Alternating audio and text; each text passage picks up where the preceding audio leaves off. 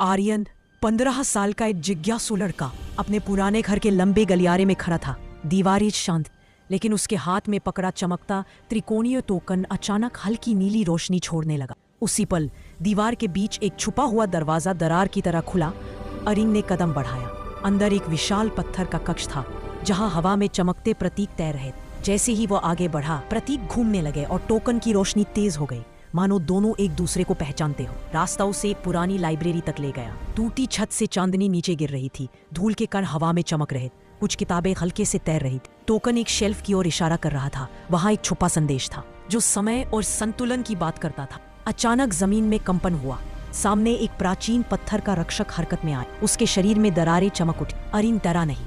उसने टोकन को सामने की। नीली रोशनी रक्षक तक पहुंची, मानो वह अरिन की परीक्षा ले रहा। रात के खुले आसमान के नीचे तारों ने रेखाएं बनानी शुरू। एक आकाशीय मार्ग। टोकन उन्हीं नक्षत्रों के साथ तालमेल में थरकने लगा। अरिन समझ गया कि ये कोई साधारण वस्तु नहीं, ये उसे सही जगह सही समय पर ले जाने वाला मार्गदर्शक है। एक सुनहरी नीली ऊर्जा का द्वार खुला। तेज हवा चली। रोशनी की किरणें चारों ओर फैल गई। अरिन ने कदम रखा और खुद को घने कोहरे से ढके पुराने पुल पर पाए। नीचे पानी शांत था, ऊपर धुंध। टोकन हल्का हल्का चमक रहा था, मानो निर्णय उसी पल होना था। अगले ही क्षण सब कुछ थम गया। केवल अरिन चल सकता था। उसने गहरी सांस ली। समय ने उसे चुना था। सुबह पहाड़ी की चोटी पर सूरज उगा। सुनहरी रोशनी में अरिन शांत खड़ा था। टोकन अब धीरे चमक रहा था, जैसे कह रहा हो कि शक्ति नियंत्रण में है। अरिन मुस्कुराया। वह जान चुका था, ये अंत नहीं, शुरुआत है। अब वह सिर्फ खोजी नहीं, संतुलन का रक्षक बनने जा रहा था।